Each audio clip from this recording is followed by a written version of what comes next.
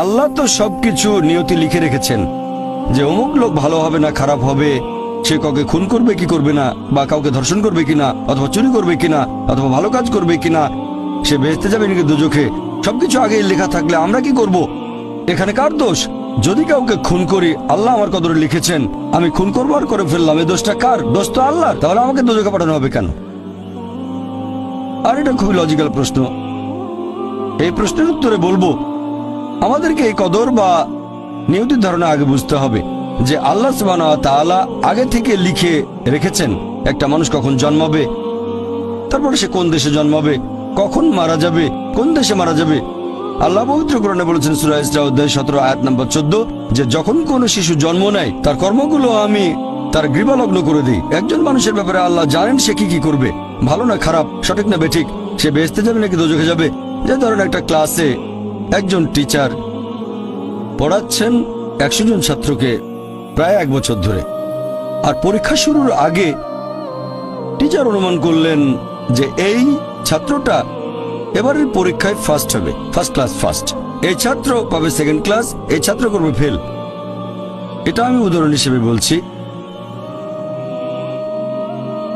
এর কিছুদিন পরে পরীক্ষা হয়ে গেল, প্রথম ছাত্র হলো ফার্স্ট ক্লাস ফার্স্ট, এই ছাত্র সেকেন্ড ক্লাস, আর ওই ছাত্রটা করলো ফেল। এখন আপনাদের প্রশ্ন করি, যে ছাত্র ফেল করেছে সে কি টিচারকে বলবে আপনি বলেছিলেন যে আমি ফেল করব তাই ফেল করেছি? এখানে দোষটা কার? টিচারের নাকি ছাত্রের? কার দোষ?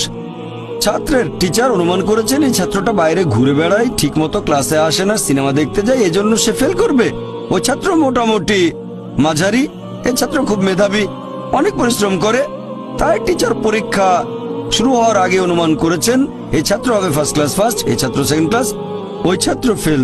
তারপর আসলে ওই ছেলে ফার্স্ট ক্লাস ফার্স্ট, এই ছেলে সেকেন্ড ক্লাস, আর ওই ছাত্র ফেল। টিচার অনুমান করেছেন, তার মানে এই না যে দোষটা টিচারেরই হবে। টিচার সবাইকে পড়িয়েছেন সঠিকভাবে, সমানভাবে। একইভাবে আল্লাহ সুবহানাহু ওয়া তাআলার আছে ইলমে গায়েব, তিনি ভবিষ্যৎ সম্পর্কে জানেন। কিছু জিনিস ঠিক করা আছে যে এই লোকটা জন্মাবে অমুক দেশে, জন্মাবে অমুক দিনে, আর সে মারা যাবে অমুক দেশে অমুক তারিখে, ইত্যাদি ইত্যাদি। তার পরিবেশ ধনী হবে নাকি গরিব হবে, তবে পছন্দটা এখানে আপনার। যেমন ধরেন 12 স্ট্যান্ডার্ড পাস করার পরে অপশন আপনার হয়তো ইঞ্জিনিয়ার হবেন, অথবা ডাক্তার হবেন, বা একজন আইনজীবী। এখানে পছন্দ আপনার, ঠিক করলেন আপনি হবেন ইঞ্জিনিয়ার।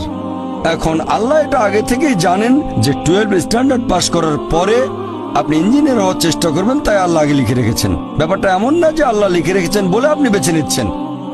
যেহেতু আপনি এটাই বেছে নেবেন, তাই আল্লাহ আগে লিখে রেখেছেন। এখানে পছন্দ আপনার, তবে আল্লাহ আপনার পছন্দ জানেন। যেমন ধরেন একটা রাস্তার মোড়ে আসলেন, সামনে 5টা রাস্তা, রোড নাম্বার 1, 2, 3, 4, 5। এখানে পছন্দ আপনার, বেছে নিতে পারেন রোড নাম্বার 1, 2, 3, 4, 5। আপনি গেলেন রোড 2-এ, এটা আগে থেকেই লেখা আছে আপনার নিয়তিতে যে আপনি যাবেন 2 নম্বর রোডে।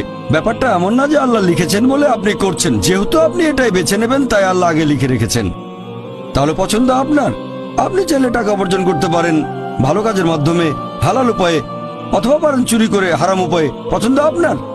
ধরেন চুরি করলেন, এটা আপনার সিদ্ধান্ত, তবে আল্লাহ আগে থেকে জানেন যে এই লোকটা সহজে টাকা পেতে চায় তাই চুরি করবে, তাই আল্লাহ আগে লিখে রেখেছেন যে এই লোকটা 25 বছর বয়সে চুরি করবে।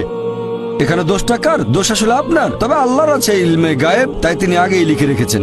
সিদ্ধান্তটা আপনার। আল্লাহ তাআলা মানুষদের দিয়েছেন স্বাধীন ইচ্ছা, আপনি আল্লাহ তাআলাকে দোষ দিতে পারবেন না আপনার পাপের জন্য। যদি আপনি দোজখে যান, যাবেন আপনার পাপ কাজগুলোর জন্য, আর যদি বেহেশতে যান সেটার কারণ হবে আল্লাহ সুবহানাহু ওয়া তাআলার অসীম করুণা।